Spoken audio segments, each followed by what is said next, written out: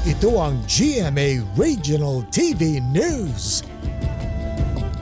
Ihahatid na ng GMA Regional TV ang maiinit na balita mula sa mga probinsya. Sa Peñaranda, Nueva Ecija, nahuli kamang pamamaril ng isang lalaki sa nakaaway niyang kapwa magsasaka. Cecil, kumusta yung biktima? Rafi, ligtas naman ang biktima na siya mismong kumukuha ng video. Nananakot, porkit may baril. Punutin mo, sige! Oh! Oh!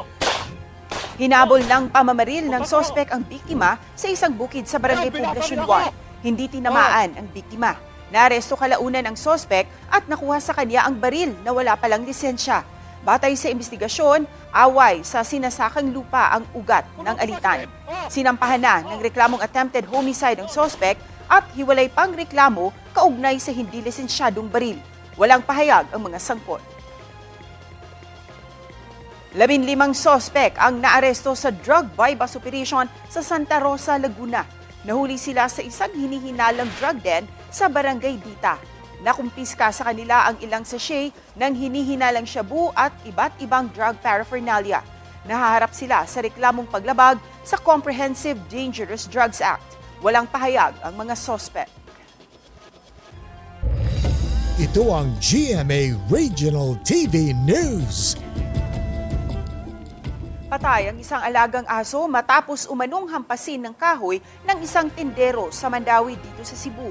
Sa kuha ng CCTV, makikita ang asong si Cooper na nakahiga sa tabing kalsada.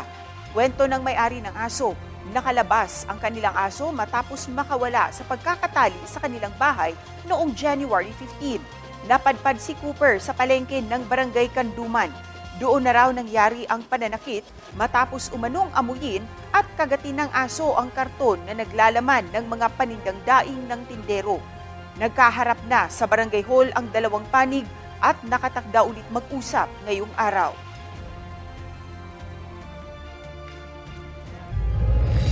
Ito ang GMA Regional TV News.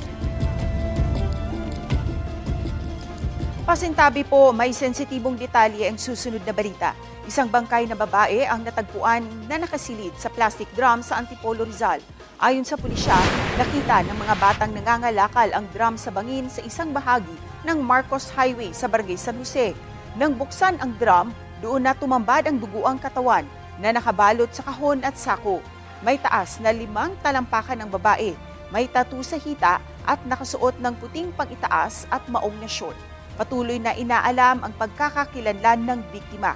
Maaaring makipag-ugnayan sa tanggapan ng Antipolo Police ang sinumang nawawalan ng kaanak.